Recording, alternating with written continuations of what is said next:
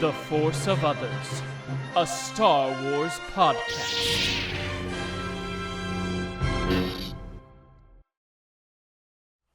Hello there, and welcome to The Force of Others. I'm Matt Beutner. And I am Lance Candler.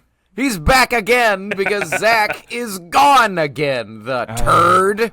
No, it's Zach. okay. He's living his life. We'll make fun of him that he's not here for the season finale of Skeleton Crew, but we're here for the season finale of Skeleton Crew. And before we even get to it, let's do the normal thing. Lance, how was your week, and did Star Wars find you this week? So I had a great week. I always have great weeks, so I think that's a mental thing, is having a great week, right? I like that. Yeah, so no problems, but I decided that for my Star Wars ration for this week, I was going to go back and watch the sequel trilogy. So I watched, cool. Yeah, because I was thinking about it. So those are your major Star Wars media, right? Is your episodic movies, and I have a huge hole in what I know about Star Wars because I've only seen 8 and 9 a few times. So I went back and watched The Force Awakens, and I still hold that is a fantastic movie. 100%. Saw it with you first time That's at right. midnight, and so I loved it again. So then I went to The Last Jedi, and I watched it. I fell asleep about 30 minutes in. So I started it over and tried to watch it again, and I could not keep my attention on it. I think that there's some really great stuff in there. I am not a sequel trilogy hater by any means. I love so much of those movies. Yeah. I think that we've got some characters from those movies that hold up against anything else in the fandom. Yeah. But man, that is a tough one. For some reason, that is a tough one to get through. And I think it's one of the better made movies. But Yes. Watchability, pretty low for me. And I think it's not that transparent. It's Rian Johnson responding to what he didn't necessarily like about The Force Awakens. And there's something to that.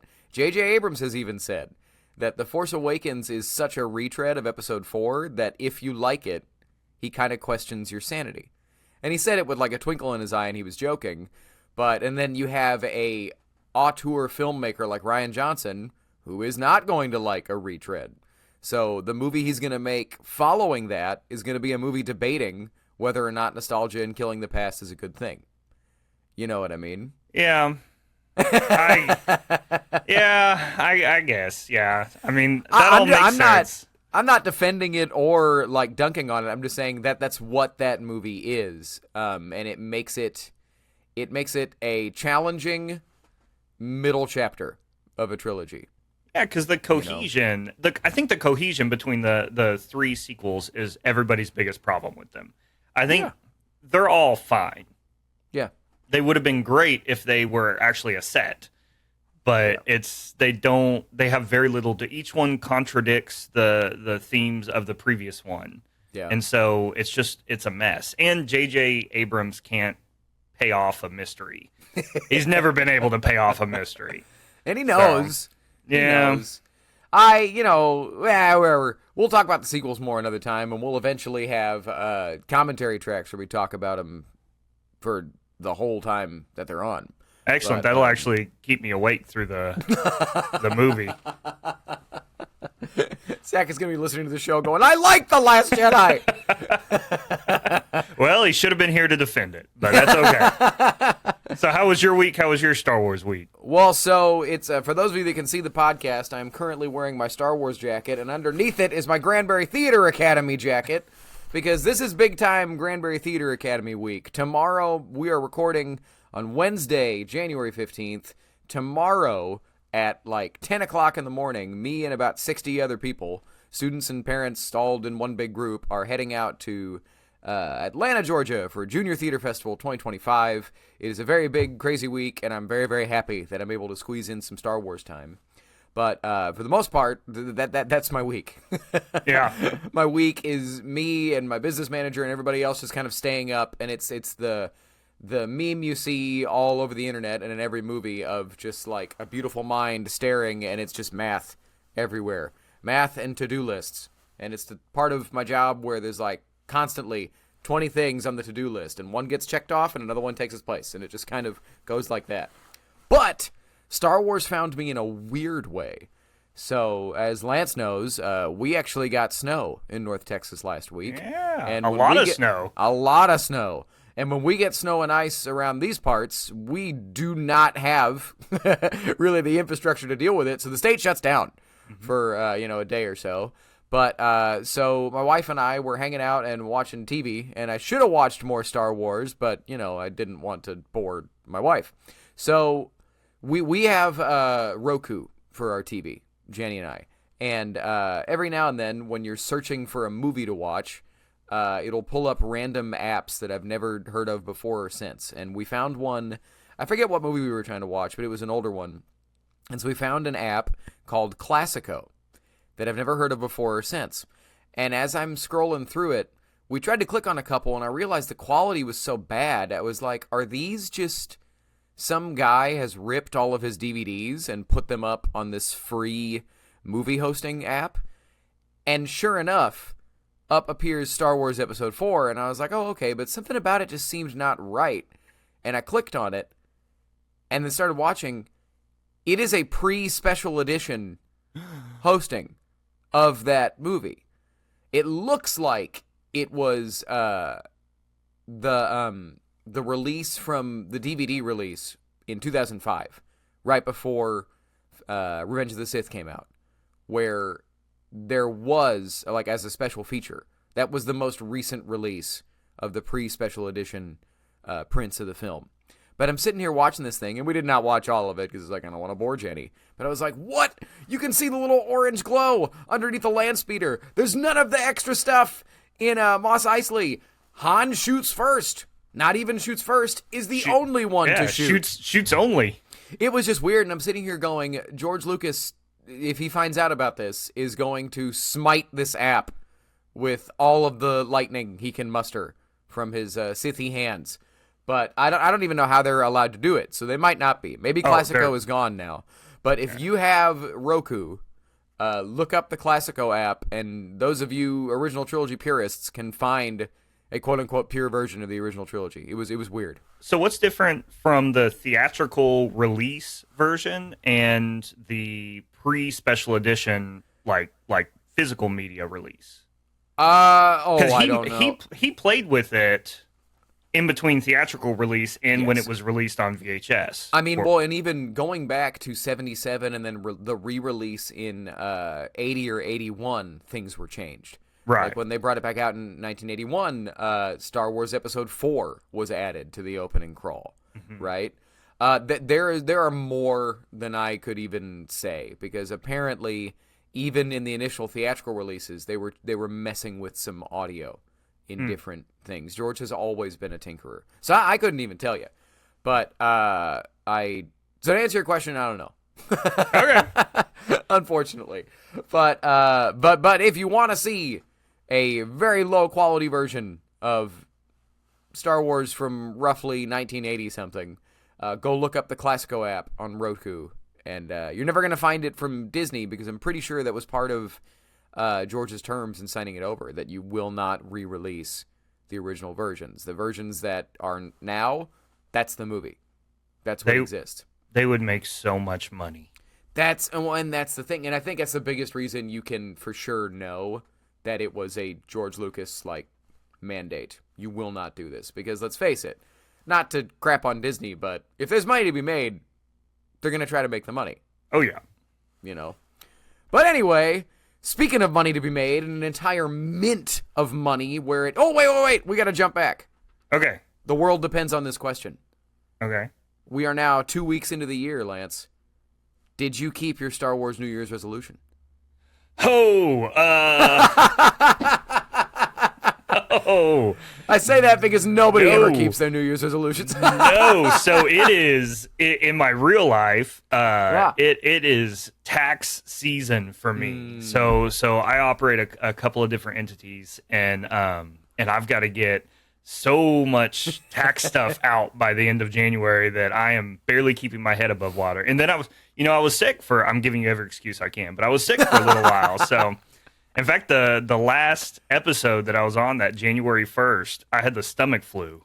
So I was barely alive, and we got to experience that together here on the Force of Others. But so that was rough. So no, I have not read any of the Old Republic, High Republic stuff. So High Republic, that's okay. High Republic. That's okay. We'll get there eventually. And then as you Sure. work through it, just let us know your reviews, and we'll continue. I kind of cheated with my New Year's resolution. Mine was more of a fortune cookie, if you remember. It was just like, make your life the one you want to live. Yeah, so we should have told each other those first, because I did mine and it was an actionable thing that I could do or not do. Yours was more cerebral. It could be anything. Yes, but like in terms of like taking ownership of my life and doing things, I have worked out every day of 2025. And I'm doing everything I can to run the Cowtown Marathon in the end of February. So, like, that's pretty lame. It was a roundabout way to be like, well, I've worked out every day. Yeah, I thought you were looking very Arnold these days. Not in any way. I'm still spoilers, those of you that don't know me, I'm still a 5'5", 160-pound guy after lunch. But anyway, so going back to the segue that I had earlier, speaking of the money that is to be made, and a whole planet that apparently at some point has existed to make money, Skeleton Crew Season 1, question mark for Season 1, has come and gone. We have seen the finale. As for my opening thoughts, very pleased to report that I was incorrect with my prediction last week. It was one of the longer episodes. It wasn't a short, easy, wrapped-up thing. I really, really liked how kind of complicated it was. I appreciated a lot of the nuance when it comes to Jod's character. I wouldn't say that he was completely 100% good or bad, and I thought that overall this episode really stuck the landing, and I will be sad if there is no Season 2, but I'll deal. Yeah. Because what we got was good stuff. I have not felt this good, for me personally, about a single series of Star Wars television since probably Mando Season 1. I really, really liked Mando Season 2. I was going to Season 2, we got Luke.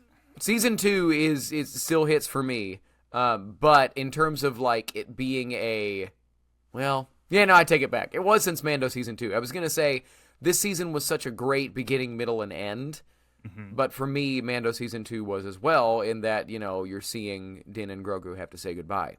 Mm-hmm. I loved that. I thought that was what made that work for me. But anyway, them's my opening thoughts. Lance, opening thoughts for Skeleton Crew finale. The biggest thing is that I thought, unlike J.J. Abrams, the mystery was handled so well. Atten is such a satisfying conclusion to us not knowing what the heck was going on for 8 weeks. So the whole idea of the barrier being the like maelstrom little maker things with the lightning in it, and the planet being hidden so that it can't be scanned, and the no communication through, and that it is a mint. And that's why it's hidden. I mean, if you go back to what we knew on episode 1, I mean, it was like the Twilight Zone. You couldn't figure out why there was this like 1970s Earth type planet where, run by robots, where everybody is in, suburbia, and the payoff for that was fantastic. So kudos to them for actually starting something with a good ending in mind. Other opening thought is, I guess Jod is his real name. I've been really suspicious of this, because we have so many different names that pop up, and then even with Kanan, I thought, and Rebels, not his real name. So I thought we were going to get some kind of a reveal of, a Disney era reveal of his last name being something that we would know. Oh. I thought he was going to plug into the universe. Oh. And I think Jod is his real name. So that was kind of cool. Well, go ahead. All right, I could see that still going either way. Just because when he said it, he was in his playing the emissary mode. Jod Nana Wood at your service, and I was like, that could be a lie. But yeah. I don't know. But you that bought whole it? part wonderfully acted, by the way. Jude Law and Fern just owned this episode. Yes. Coming out of this episode, both of them are among my favorite Star Wars characters ever. Yeah, I mean, both of those actors had to have some tax problems or something and needed some money because they just decided they were going to act this to death and get paid. But they were fantastic. You go back and that little girl, who I've never seen in anything else, is fantastic. So hopefully we'll see more of her.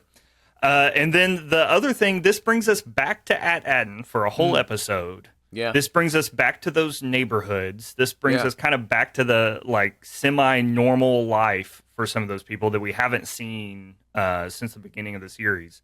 Yeah. Have we decided yet if we think that this is too familiar?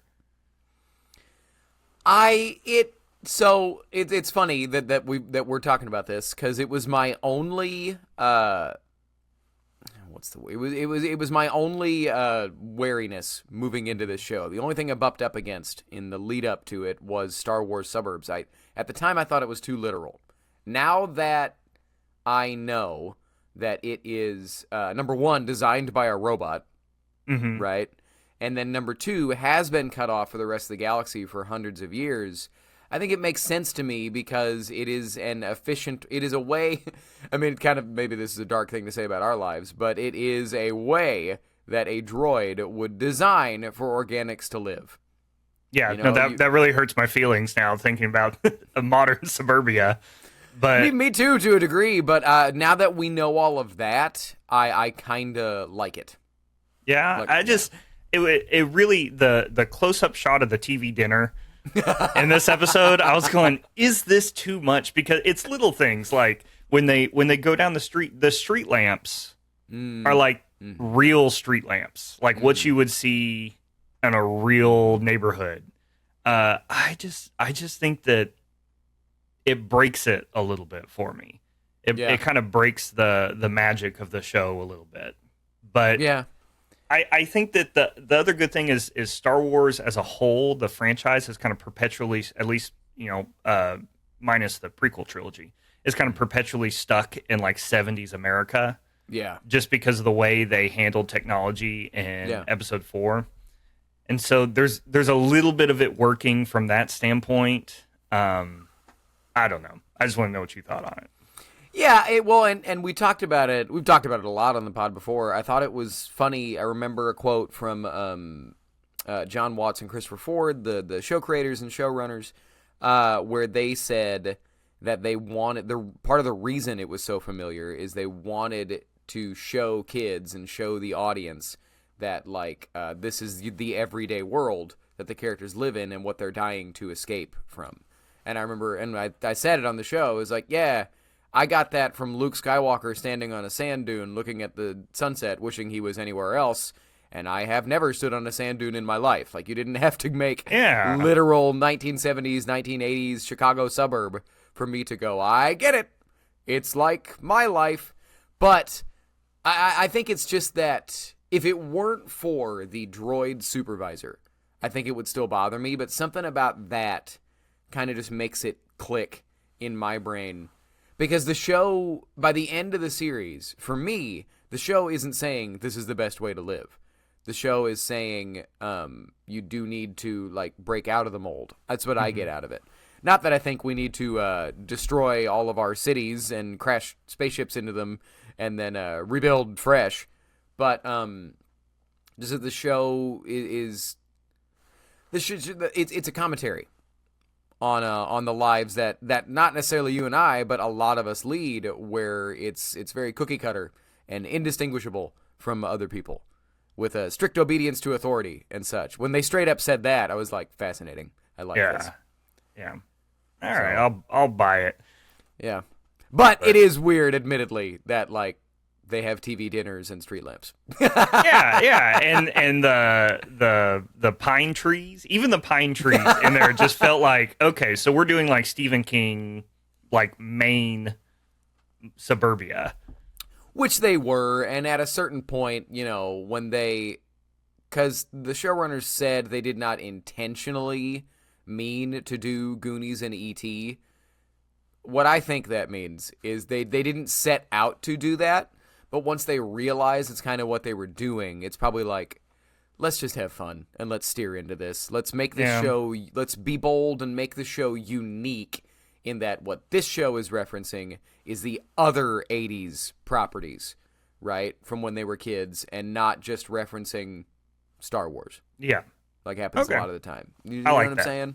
Yeah, I'll take that. That's the way that I'll rationalize it. But so moving into our likes, the things that just hit for us, the things that we loved. Lance, go first. Take us through your likes. I have a lot of likes, too. but some of them are short, so we'll just kind of shotgun this. I love how complicated the relationship is between Wim and Wendell, and I love the progression of that just in this episode. I really thought that what they were going to do is by the time Wim gets back, he and Wendell are going to have this big, reconciliation, and everything was going to be fine. And they didn't do that. Everything was, even with everything Wendell went through while Wim was gone, and vice versa, they came back and they settled right into that same, he doesn't listen to him. He's worried more about the test and the career placement than he is what his son's trying to tell him. And, it was all when he set the TV dinner down and he said, I bet you missed a home cooked meal, didn't you? I mean, it was just so great. And then by the end of it, when Wendell does his big speech, I'm a level 7 engineer, whatever. Grab the hover bike. You get to see Wendell become one of the team, one of the kids. And so they handled that really well. To all be wrapped up in one like 40-minute episode was great. Yeah. I thought the security droid voice was so creepy. In British, which is always a bad thing in Star Wars. You mean the supervisor? No, the security droids. Oh, yeah. So there's that one scene when he says, "Who are you talking to?" Yeah. And it was great, which it should be, "To whom are you talking?" But that's okay. You would think that the droid would use proper grammar, but that's okay. True.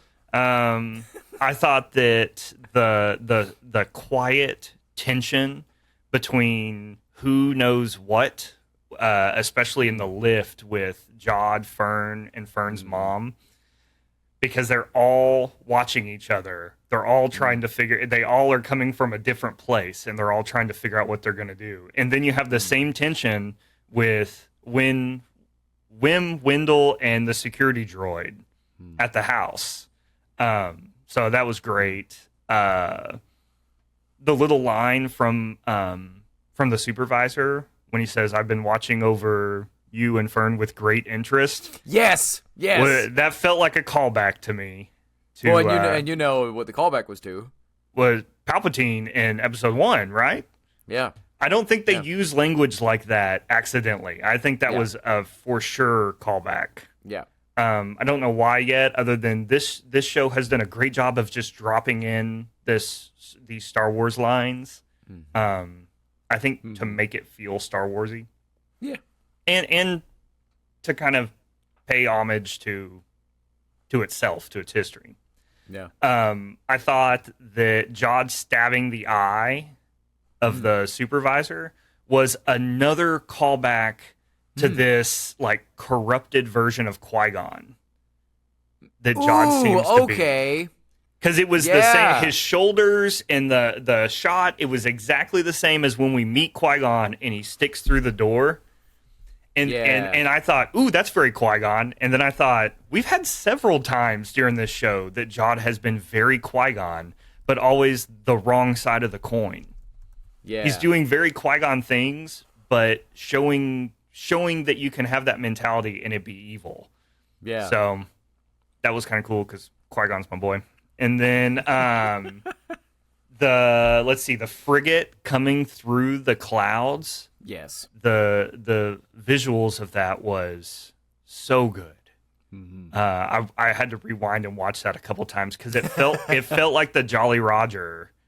Yeah. In any Peter Pan franchise where the Jolly Roger is coming to Earth for whatever reason, that's what it looks like when all of a sudden you're in regular modern town and then you just see the ship cutting through the clouds. Yeah. And it's massive and ominous. It was great.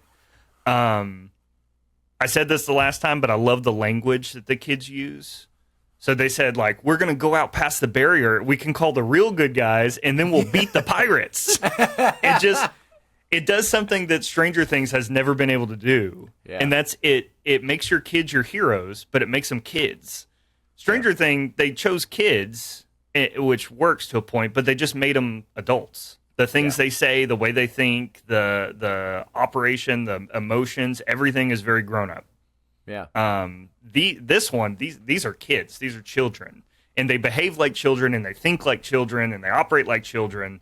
And that's such a hard thing to make convincing, especially with child actors. Yes. And I mean, we've talked about it before, but I do also want to mention every single one of these kids, absolute home run. Yeah. How did they do that? Like, oh my gosh. And you know, it's hard to do. It is very, very hard to do. But yeah, sorry. It's your time. Okay. Schrodinger's docking clamps, I wrote down, because they made a very specific point of showing those docking clamps on the last episode, which I thought was a weird shot. And I never thought they're showing that because that's going to come into play later. I just thought, well, that was a weird decision to linger for half a second on these docking clamps. I thought Neil's arc was very subtle, and he's kind of a side, like, background character, but he has this fantastic culmination in going from being this really scared, quiet, just sidekick to still being a scared, quiet sidekick, but who's willing to do what needs to be done. Yeah. And so he becomes the hero several times in this show, just in the background. Mm-hmm. And so it's great for a franchise like this to show, and it does it over and over again. In fact, two episodes ago, when Wim saves KB, and she says, like, I bet you didn't think that's what it would be like to save somebody's life. Yeah. I think it's the same thing with Neil. I think it shows that it doesn't have to be this big Obi-Wan Kenobi, powerful, heroic saving of somebody. It's just in the background. It's happening all at the same time. So Neil with his cannons just headshotting that ship when he's never done anything like that before. That was his win. It was awesome. I thought that Wim figuring out which way to hold the saber was really funny. And they spent just the right amount of time on it for it to be funny. If they'd have spent more time on it, it would have been kind of silly in a time that was not silly.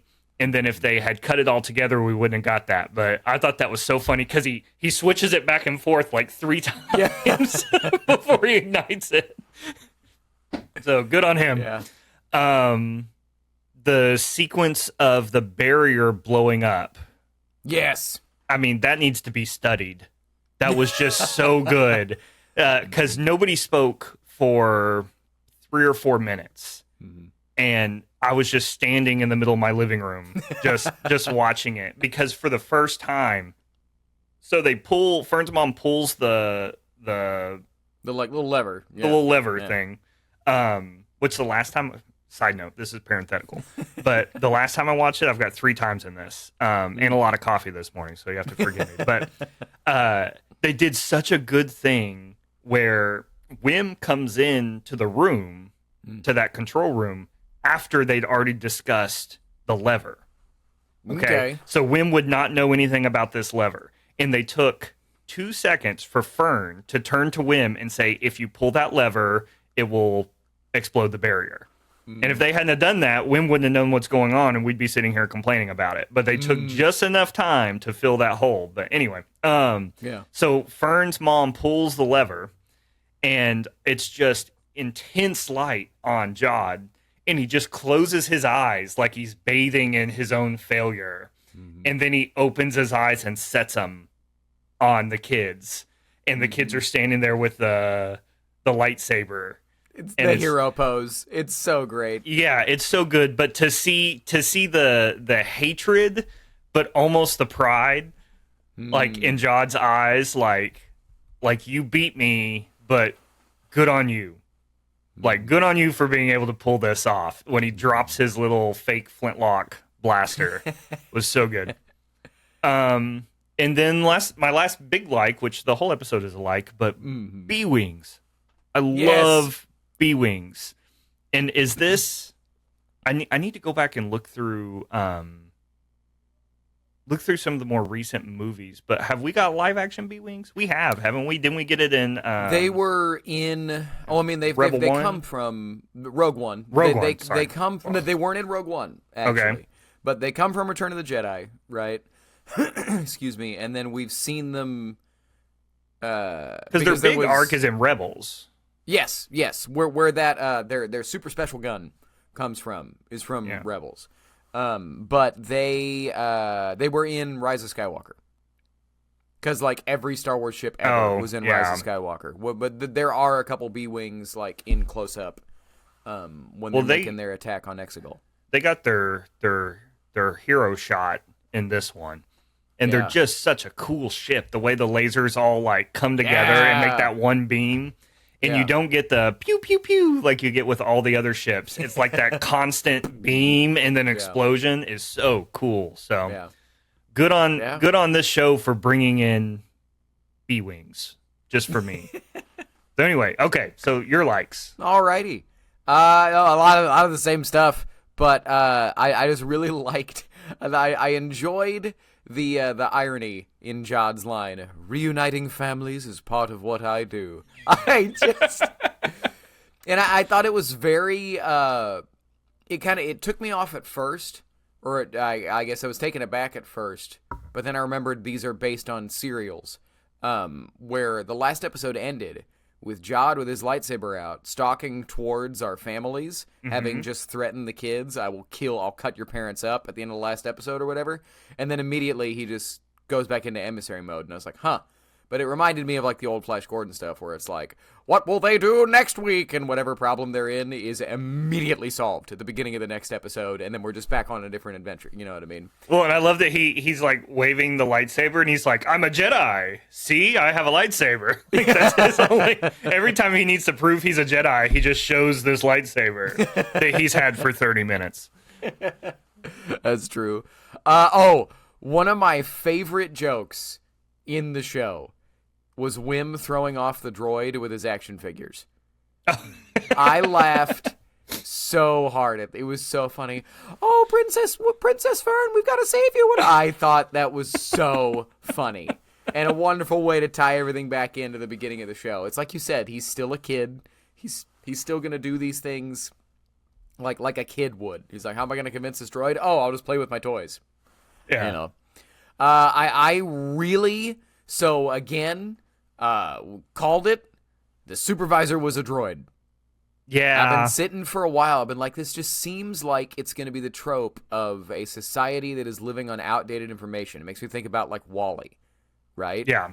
I have way more questions and discussion points about specific things that the supervisor said. But I really love that line. I mentioned it earlier. Strict obedience to authority has kept Atten running smoothly for generations. It's like way to just hang a lantern on the moral of the show, or one of the morals of the show. If you don't get it, this is what we're talking about. And I love that. And I just, the implication that the last message that the Galactic Republic sent out on all channels was that all Jedi are traitors. Right? It's Order 66. Because immediately afterwards, after that same session of the Senate, the Galactic Republic was dissolved. Exactly. Right? And so it's done. So, of course, and I guess then the implication is that, I don't know if the Empire just, like, added an extra 0 and 1 to, like, every signal they were using or something, but that... Or maybe it was just that the supervisor, the last thing the Republic sent was all Jedi are traitors, and then everything else is the Empire, and the supervisor was like, I don't care.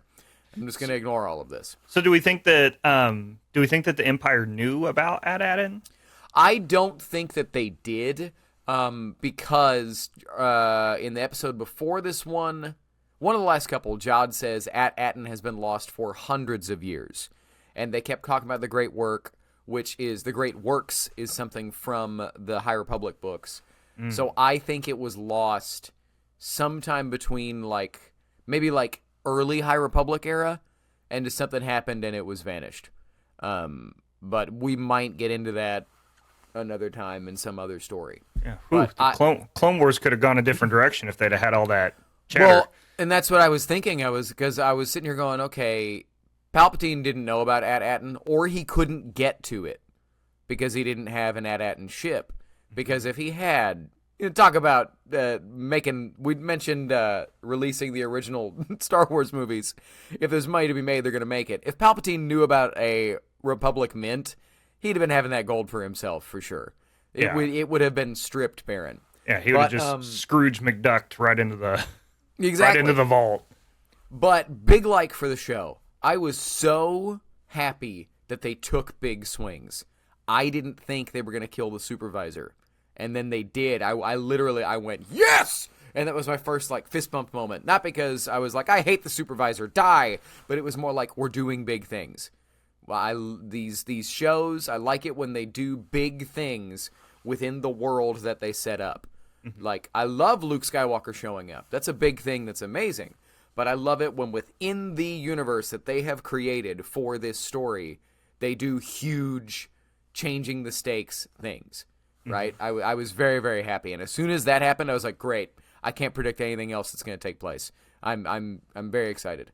I really loved, like we mentioned before, all of the Fern, what's her mom's name? Farah? Yeah, Mrs. Fern. I don't know. Ms. Fern. Yeah. But all the Fern, Mom, and Jod stuff was great. I loved all those scenes. I did think, this is cheating. This is a dislike early. But because it's something I have worked through. I did think it was kind of forced to have our other three kids go back home to the point that Neil was even taking a bath. You know what I'm saying? You get the adorable Neil in the bathtub again scene. But I thought it was kind of forced, but I loved where it went. And I did like that, like you said earlier, that meant that we had Wim and Wendell not reuniting and everything's perfect on the adventure. They're back where Wim does not want to be. And he has to fight to get back out of there again, right?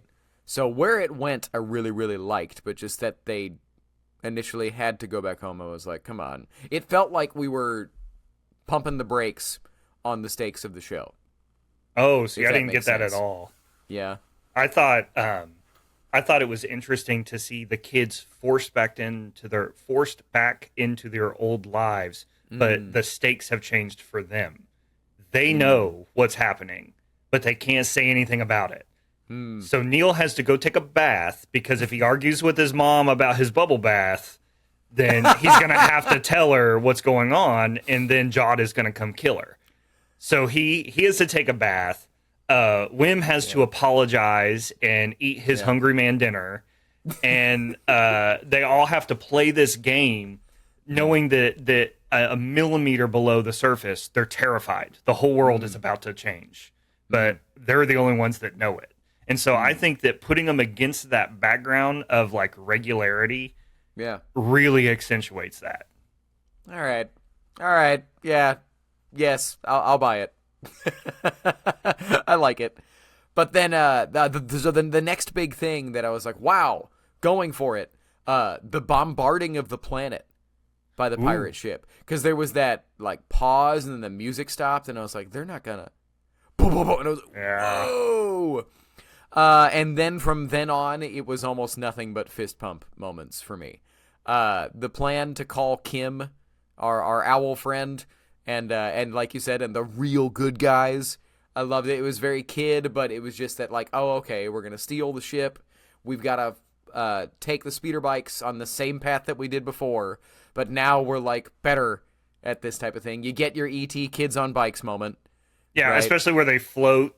It felt like the kids over the moon. So. And that's one of those things where I think that kind of like I said earlier, I do believe that they did not intend to full-on cover song E.T. and Goonies, but when they realized what they were doing, they were like, let's just have fun. Yeah. Let's because the kids don't know what we're talking about when you and I say Goonies and E.T., but the adults do. And that Wendell also got to have his hero moment. I'm heavier than you. Just trust me. It was awesome.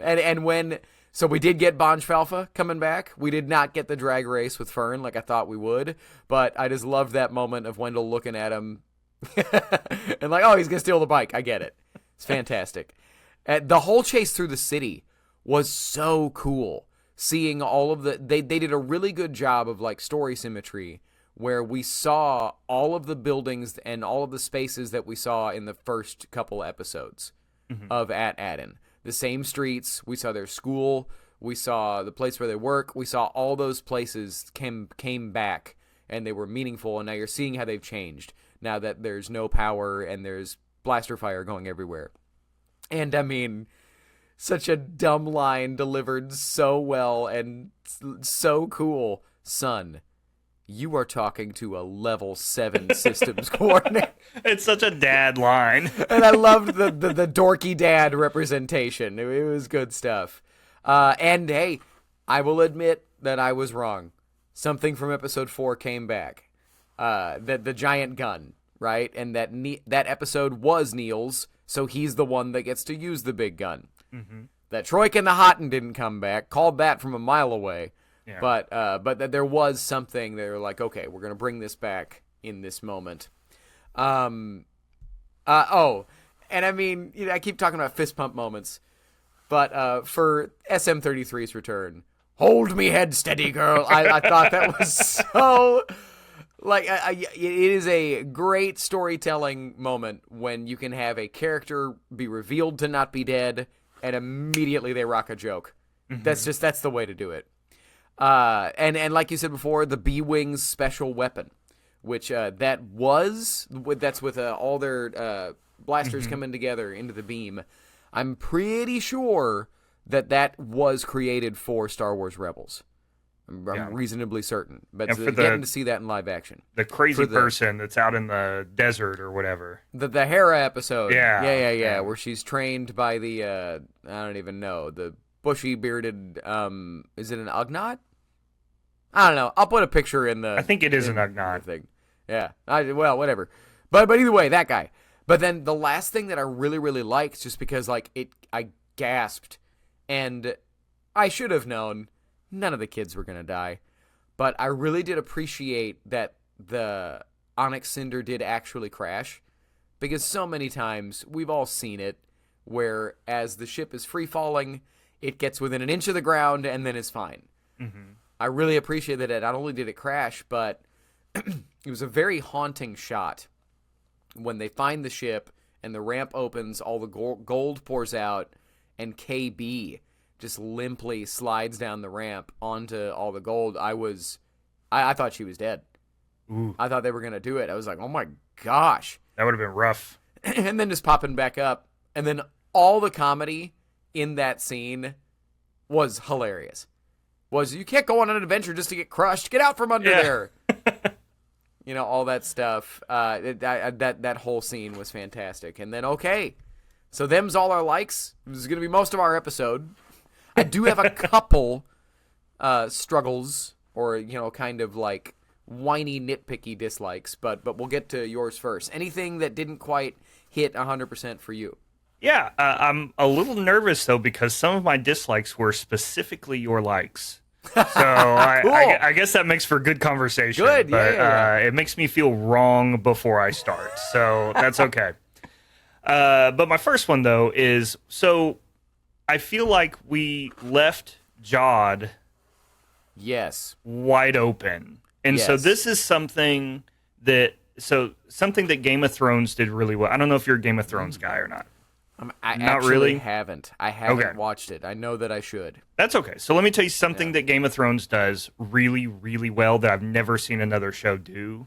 They put their big finale on the penultimate episode of the season. Okay. All right. So they always do 10 episode, I think 10 episode seasons. And episode 9 is always the big climax of everything. And then they take 10 to satisfyingly wrap up a few things and to get us into what might be the next season. Okay. All right. I think that this show would have benefited from another 10 minutes, 8 minutes of screen time to just, even if we just saw the New Republic people put Jod in manacles and then see Jod like cha-ching with his force brain and like wander off into the desert or jump on a ship or do something. If we could have just seen something that would have ended this, I think that would have been cool. Other than the big hammerhead coming down was kind of cool, but I forgot. That was one of my favorite shots of the whole show. I definitely forgot to say it. Just him walking and you see his reaction and then you see the ship to his whole world coming down. Yeah. And he's back at ground zero again. But sorry, go ahead. Yeah. So you get to watch Jod as everything that he's worked for his entire life. He's standing there on Treasure Planet. Yeah. Nobody believed him. All right. And he made this happen. And in the last 5 minutes, it's all taken away from him. Yeah. That's just great decisions. But that's a like. My dislike of that is that we just leave all of that hanging, which means that if we have a season 2, then episode 1, we're going to have to deal with some exposition. Yeah. To figure out, like, okay, somebody's going to have to be like, oh, man, this reminds me of when Jod got arrested and he's in this prison and he's whatever.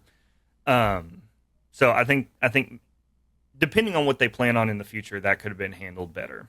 Yeah. So I thought that we spent a little bit too much time. This is a pacing thing. I thought we spent a little bit too much time on identical visuals through the show. And I'll tell you what I mean. So we saw Jod menacingly holding a lightsaber to somebody over and over again. Yes. We saw Jod getting attacked and having to like hold his own in that one little room over and over again. When the pirates came down with their little skiffs, their little speeder skiffs or whatever, and were shooting everybody, I was like, oh, that's cool. And then after a little bit, I was going, oh, we're still watching that happen. Like, I get it. I want to know what's going on in the parts of the movie or parts of the show that are moving, not just watch them play with their CGI buttons. So I felt the same way about the hoverbike chase. And really? And that's why I said I was scared to say that because I'm prepared to be wrong. I'm often wrong. But sometimes my opinions on things can be wrong. So the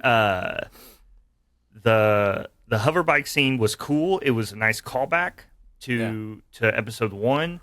But man, we had a lot of stuff going on. And we spent a lot of time watching those people not hit the kids on the hoverbikes with their lasers. And it made the pirates less scary to me. Because one thing this show does really well is it shows that the kids aren't capable of doing very much because that's true. The pirates are actual grown-ups who are actual criminals. So like when Fern and her mom are like scheming over in the corner and the blaster bolt goes past them and they look back and John's just sitting in a chair staring at him. It's like, it's not going to be that easy, right? Yeah. And yet the pirates can't hit these kids on these speeder bikes. Come on. I mean, I guess they bullseyed Neil, but that was an accident more than it was on purpose. There was a moment that I forgot about that moment. I was like, oh, you better not. You better not. Everybody else can die. Don't kill Neil.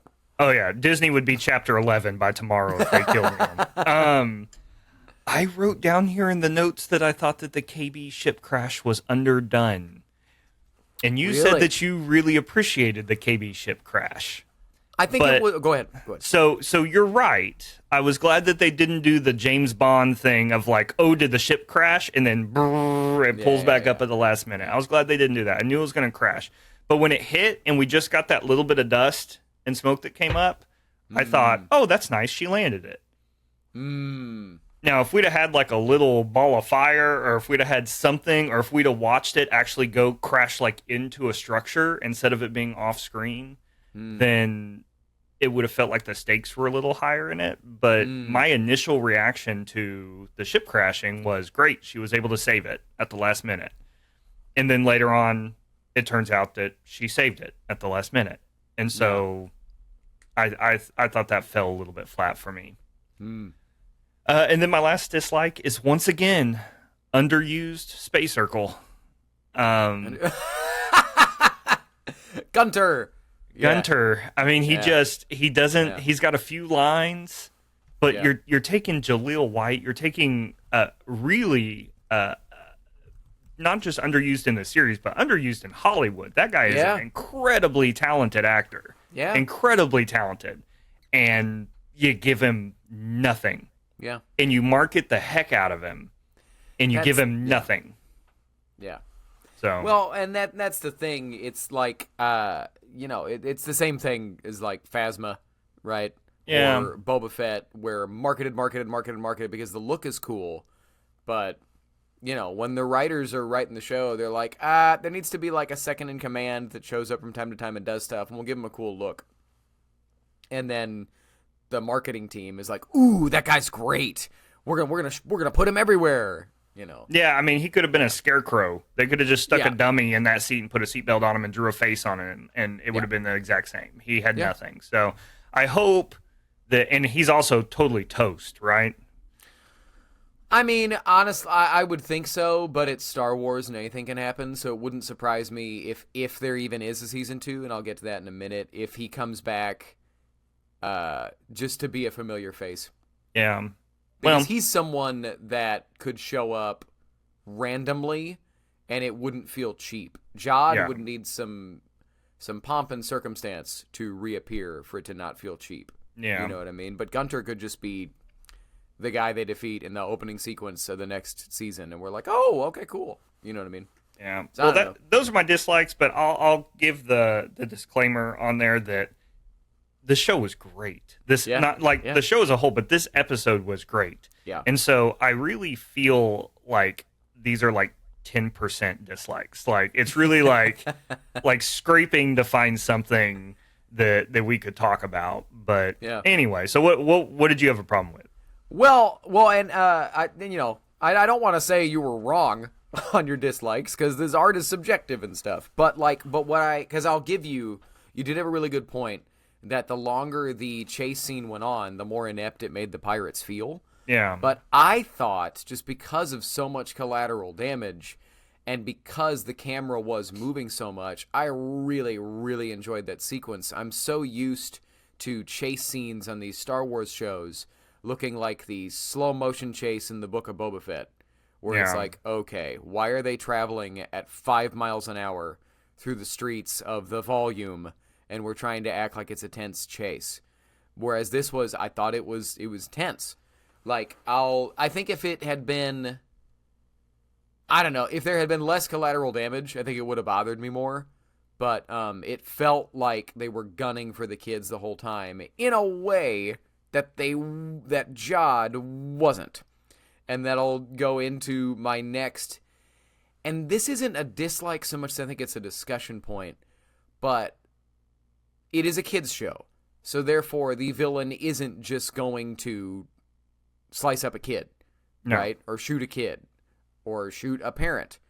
But when he is so, I appreciated the nuance that he was constantly threatening to kill them, but unwilling to ultimately do it. I thought that was interesting. But it also made him less threatening to me. And the more that the scene in the supervisor area went on, the more I was like, he's not going to kill them. So the stakes to me are now just, are they or are they not going to bring the barrier down? And it just became a little less tense for me.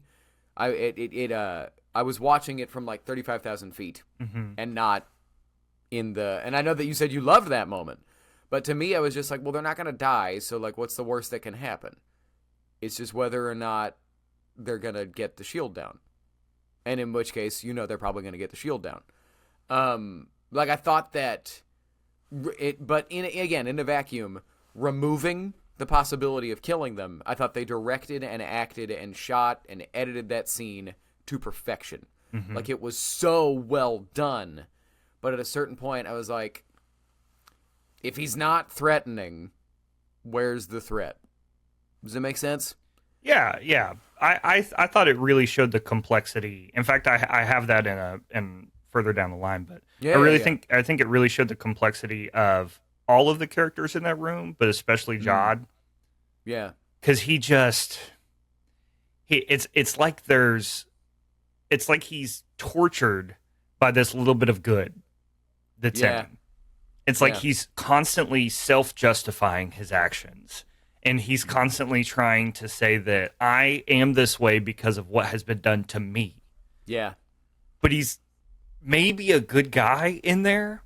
And so he always hates what he has to do, even if he feels justified. He doesn't live for the opportunity to kill somebody. He's not just this like cackling evil man. Yeah. He's very much the end justifies the means. But he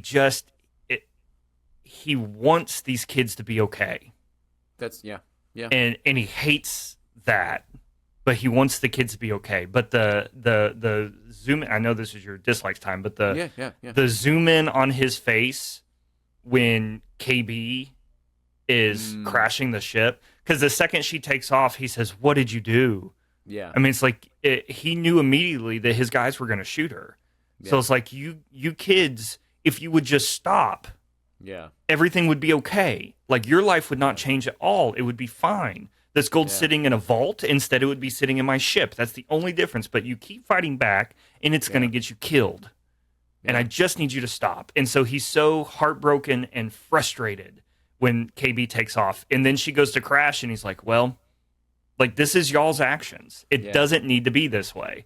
And that was so good. So it didn't take the fear. It didn't take the stakes out of the situation for me. It just added 100 layers to Jod. All right. I dig it. That's good stuff. And like, he literally yelled, it didn't have to be this way. And it all comes from he's had a really crappy life, by all accounts. He got just enough Jedi training, apparently, to learn your focus determines your reality. And then because of the circumstances of his life, he chose to twist that and make it about pure selfishness. So instead of making his focus being selfless, he made it being selfish, which you took a light side idea and made it dark side. Good job. But then my only other big dislike was the exact same one you did. I thought it ended very, very quickly. I loved what the ending was, but that scene was humming on all cylinders where it's like KB's alive, they're at the crashed ship, Wim's looking up at the X-Wings, and I'll talk about that more later. But then all of a sudden for it to go hard credits, I was like, oh, I kind of almost got like jump scared by credits, because this, you talk about aping E.T. and everything else and Goonies and whatever. Now that I think about it, I guess E.T. and Goonies end similarly. E.T. ends with E.T. on the ship and leaving. You don't get any wrap-up beats. Goonies ends with them finding the pirate ship, right? You don't get any wrap-up beats. Unless I'm remembering wrong. So Goonies, you have the that scene on the beach on the rocky coast where what is Short Round's name? I got nothing. The James Bond character. But anyway, he pulls out that bag of jewels. And they give it to the guy, and the guy rips up the contract that they're gonna all have to sell their houses, and they have this nice like, we saved the day, saved our neighborhood, saved the Goonies. That's true. But it's quick. Yeah. But even the quickness, I felt like I was missing that moment. Not even necessarily what happened to Jod. I did think they ended it a little too ambiguously, but is with the kids, like, I really would have appreciated a moment of all the families being together, and even just a montage of like 30 seconds of, the sun coming up and them starting life again. There was a moment where I was worried that like a CGI Leia was going to come walking out of that ship, which could have been cool, but it was also like, can we make it about these characters, please? You know, would I have cheered? Yes. Am I happy they didn't do that? Also, yes. But I thought that it ended a little too quickly. It felt like there may have at some point been another scene, and then it just wasn't working, and so they just decided to hard cut to the moon, we're done. You know? If that's my biggest kind of quibble, if there isn't a season 2, because there has never been any point of them talking about pre-production work. They shot this was done almost a year ago, and then it got pushed because of different businessy things, if I understand correctly.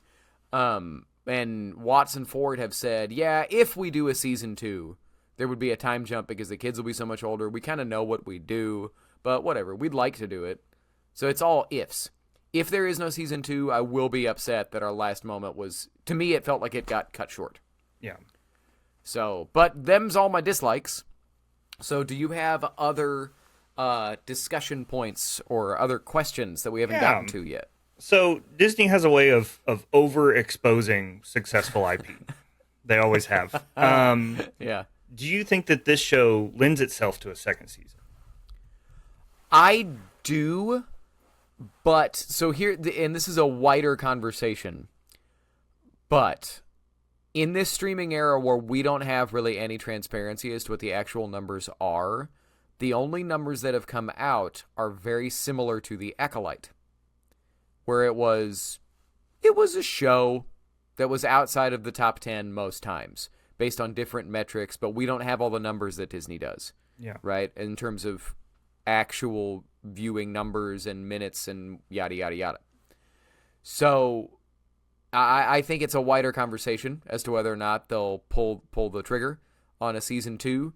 If they do, then all of the stuff that Disney has since said of, well, The Acolyte wasn't a big enough financial success to move forward. If they do move forward here, then it's confirmed they were lying. It was all the backlash and everything else. But I think it absolutely lends itself to a second season, because if your first season is about bringing your barriers down and being vulnerable and opening yourself up to help and potentially be hurt by the wider world, but to be a part of the wider world, then you need to have a second season about stepping into the larger world, right? The Joseph Campbell of it all. So I think that it could definitely work, because now you can have a season where it's the kids and a couple of their parents going on an adventure out in the galaxy, right? Yeah, I guess that's true. Is it set up to where it is needed? I would say no. Well, and I appreciate that. I think that's respectful and responsible. And I think that Disney has largely been irresponsible when it comes to the way that they've made their streaming shows. I agree with that. Because they have often set them up with big cliffhangers with no payoff because the show's canceled, or the show's 3 years before it gets another season, or whatever. And they made something that was good, and it was tight, and it had a beginning, a middle, and an end, and we get to sit back and just enjoy it. And I think the rewatchability of this is great. I've already rewatched this show so many times. So I think it was very responsible. But I see two things on that. The first one is, I think that in modern streaming, and we talked about this a couple weeks ago, but I think Disney is taking the Marvel pattern of they're going to make their movies, but they're not really making movies. What they're doing is they're developing characters. Yes. And then they own those characters. They're all in the same time period. Those characters can appear in any other movie or any other show. And so what they're doing is they're soft launching a handful of characters until they can try to hone and cull and create the A-team, right? Yeah. The Avengers. Yeah. And so I think that's what we're seeing with Mando and Boba Fett and Ahsoka and Obi-Wan and all these different shows. I think that they're doing the exact same thing here, and I think that's why they play in the same time period so much right now. Yeah. I mean, also, and it makes sense in that way. Yeah. There's a synergy, whatever buzzword thing of like, if we could have these characters overlap, they should overlap. Yeah, in my opinion. It's like, okay, Jod worked. Yeah. So let's put Jod in something else. You sure? Right? Even if Skeleton Crew doesn't get a second season, it doesn't matter because it'll get a second season. I mean, it's like I think the example I used last time was Captain America: Civil War. It's not a Captain America movie. It's like Avengers 2.5, right? So it's the same thing. It doesn't matter if this gets a second season. It just matters if will we see Jod again. And I think we're pretty much guaranteed if Jude Law's willing to sign the contract, we're going to see Jod again because he was so good. Yeah. The second thing is, I think that we're more likely to see Wim be the central character in an X-Wing show that's going to come out at about the right time for Wim, for the actor to be 18, 19 years old. And the way they were leaning hard on him watching those X-Wings and the relationship that he built with the X-Wings throughout the show, they're really telegraphing that he's going to go be a pilot. Yeah. And that's an odd show to try to sell anyway, of just a squadron of X-Wing fighters. And so I think that this gives you a plot. This gives you a premise. Oh, yeah. Oh, I mean, if they don't eventually do a show featuring Wim and Jason Sindula as X-Wing pilots, like, what are we even doing? Yeah, Like, you know, like, they're about the same age, you know? So, like, do that. Jason Sindula is the son of Kanan Jarrus and Hera Syndulla, for those of you that have lives and can't quickly pick up these things as fast as we say. How sad that would be. What a lame, non-Star Wars full life. Yeah. Let's see. Other closing thought. The art at the end of the episode. I don't know if you sat and watched that or not, but I watched the closing credits a couple of times. Loved that as much as I loved the episode. Yeah. What is that? I'm pretty sure it was the art from Wim's pop-up book. Is it? Yeah, okay. Or at least it might have been. I mean, I didn't watch close enough to see all of that, but it looked at least very, very similar to images that he saw. It was probably a couple of those, and then just others that the art department went wild on. Go make me a bunch of, like, you know, kind of 3D-esque 70s looking pop art for Jedi, and they were like, okay. Yeah, and the music and everything. It was just the way they kind of playfully touched on the theme. It was really cool. So I appreciate that. So what about you? Well, so we've covered a lot of it at other times. So first I got a music question for you. So what was the music accompanying the X-Wing attack? Was that something we had ever heard before? Was it a deconstruction of the Skeleton Crew main theme? I'm asking you to be David Collins right now for the soundtrack show. David W. Collins. David W. Collins. There you go. I don't know. I would have to go back and listen to it. Yeah. It didn't jump out at me as being anything, but I'll tell you that the music for the show, almost in its entirety, has been deconstructions of the Skeleton Crew theme. Yes. With a couple of different times that they just let what's this guy's name? Mick Giacchino. Mick Giacchino. Yeah. Not to be confused with his father and Star Wars royalty of Michael Giacchino. But anyway, so sometimes they just let him go. And he did some really cool pirate stuff throughout the show. But other than that, it's music light. Yeah. And he just plays around with the theme. So I would guess that's what it is. Right on. Well, dang. I was hoping you'd be like, well, yes, what they did was deconstructed it with a this and this and this. And I'm like, all right. Well, I'll do some research. I'll send you an email. Nice. So I have a question. Really, my last one. Jude Law is such a great movie actor. There is something so special about being able to just barely shift your face and tell an audience a lot. Mm-hmm. And he did that in his last shot. So my question, because it looks like we talked about how he's watching his whole world fall apart, right? He's watching the ship crash, and it's just utter failure, right? But then he gets this little twinkle in his eye and moves off for other adventures or whatever. Why do we think he was happy? Was it just that it was a new scheme popped into his head?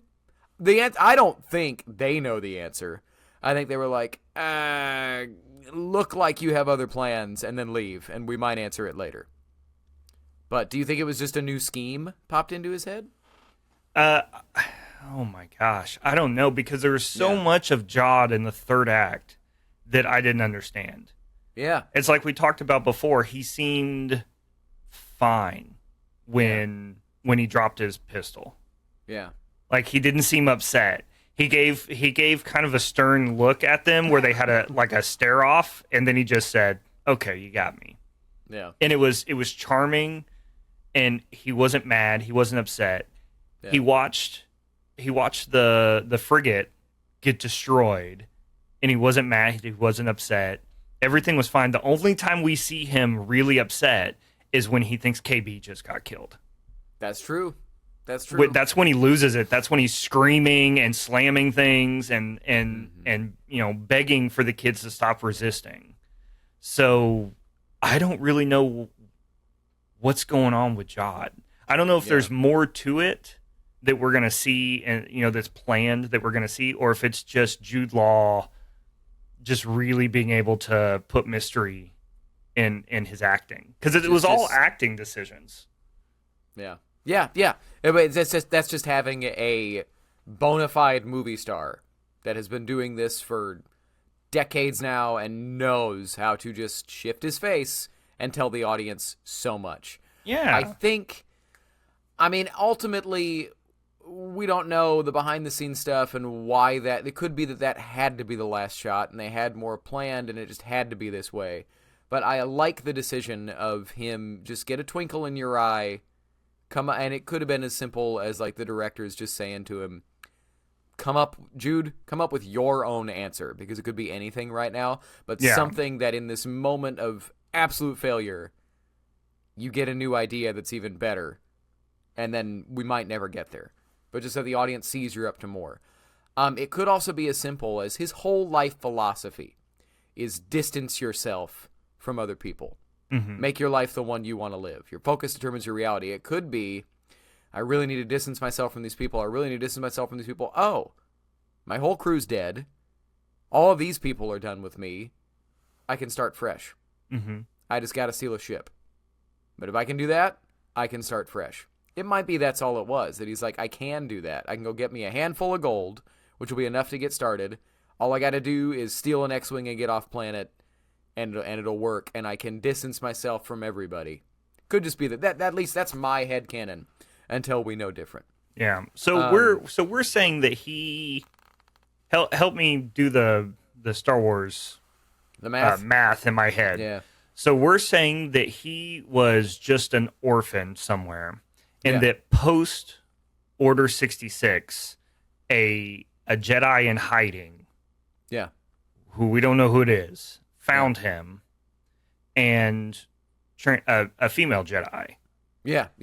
He found him and started training him as a Padawan, and then he did say they hunted her down and killed her. So I'm assuming Empire, but I don't know. They left that intentionally ambiguous, was what I got out of it. Yeah, I was thinking... Because also, the age doesn't really add up, because Jude Law looks about 50.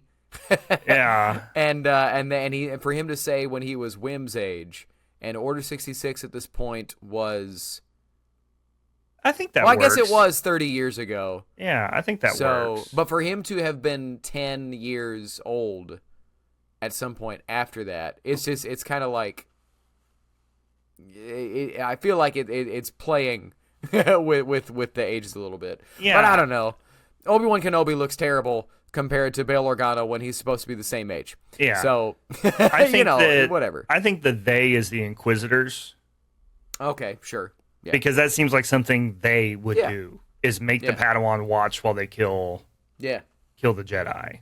Yeah. And maybe he was able to escape, and that's why they didn't kill him too. But this is such a good explanation for him having a little bit of Force powers and a little bit of Jedi dogma, and just touches around the edges of like, okay, he's not just another Force sensitive. We knew there was a Jedi connection, specifically Jedi connection. And it like everything else, it tied it up really nicely. And it was in 3 lines. Yeah. Yeah, I can appreciate a simple couple of lines that will tell you a lot about the story. But, okay. So my closing thought, I suppose, for the season and potentially the series, it might be my favorite line of the show. Everywhere we went, even the worst places, there were good people too. I was just like, that's an all-timer. That's so good. And it was that moment that I was like, I mentioned earlier, Fern is one of my favorite Star Wars characters ever. That is just such a simple thing to deliver to a parent that is ultimately comfortable hiding, comfortable staying away from the world and everything else. And just, it's the story, it's the idea that you see in life a lot, on top of just in stories. Kids will get things that adults can't because they're not burdened by bad life experience. They don't necessarily know what all can go wrong, so they're not living in fear. They're just experiencing the world. And a kid can be like, it's not all bad out there. There was a lot of good stuff. Cathalops, the nice lady outside of the brothel. Some of the, nobody really at Akron. They were all pretty terrible, except for the young lady that kissed Neil's trunk. But everywhere, in every episode, there were random, SM-33, there were people that had the kids back just because they were good people. And to have that delivered by a kid, it was awesome. Yeah, it was very profound. And I'll carry that with me for a while. Everywhere we went. Oh my gosh, I lost the line. Everywhere we went, even the worst places, there were good people too. And in a way, that kind of applies to Jod. I would not describe him as a good person, but I would describe him as a complicated person. That, like, he'll do horrible stuff, and he was willing to gun down Brutus, but he's not willing to, kill these people that are in his way. He wanted control. What he says to the people of At-Aten, I have taken control. Everything he's ever wanted in his life, he can say, distance yourself from others. Your life is what make your life the one you want to live. The life he wants to live is the one where he is in control and he's safe. This is Anakin Skywalker 101.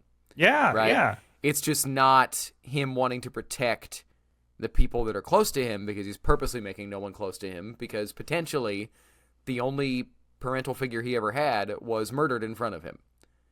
So he has taken control. He's never going to have any problems. He's on a lost planet of eternal treasure. They can live in harmony and peace and everything will be great. Yeah. He wants the pirates to also do that, which maybe he loves his crew in some way. I don't know. I just think he wants to take care of people in his own twisted way. I think the pirates, if the pirates had all laid down and died after he had control, I think he would have been fine. I think once the security droids were on his side, I think that's really what he needed. I think the only reason he was trying to get the pirates to be a part of it was to put enough fear into everybody that they obey him. They would obey him. Yeah. I like it. I don't think he has any interest in the pirates. But you hear when he's talking to one of his gunners, he says, like, don't shoot him, like, don't hurt him. Yeah. Like, I need them. Don't hurt him. So he was a proponent of nonviolence throughout this episode. A pacifist pirate, if you will. Well, all that being said, we clearly loved this episode because we talked about it for an hour and 20 minutes, and I think we got to go ahead and hit the wrap-up. Zach will be back next week unless he invents another absence reason. I'm just kidding. But anyway, well, all that being said, Lance, where can the people find you if you want them to? If you would want to find me, which is terrifying, I'm pretty much Lance Candler everywhere. I'm a social media fanatic, which is something I'm trying to back off of a little bit. Or you can always just email the show and That way, if it's mean, then Matt won't tell me. And if it's nice, then he'll forward it to me. Right on. forceofothersradio@gmail.com. Send in your questions and we will answer them. It looks like right now next week is going to be, we're going to get Zach's thoughts on Skeleton Crew, but we might also do a deep dive into the mailbag and pour it all out all over the place. But until then, you can find me on Facebook, Twitter, Instagram. Like Lance, I'm my name everywhere, at Matt Boitner. You can find the show on Instagram at Force of Others. And it looks like TikTok is going away. Don't go away from us. Come subscribe to us here on YouTube. There are more of you on TikTok. We post all the same stuff. We just also post long stuff as well. So come on over to YouTube. A long video is like a long TikTok. You'll be okay. But you can find us all those places. And until then, remember that there are good people everywhere in your life. And until the next time, remember, the force of others will be with you. Always. The Force of Others, a Star Wars podcast.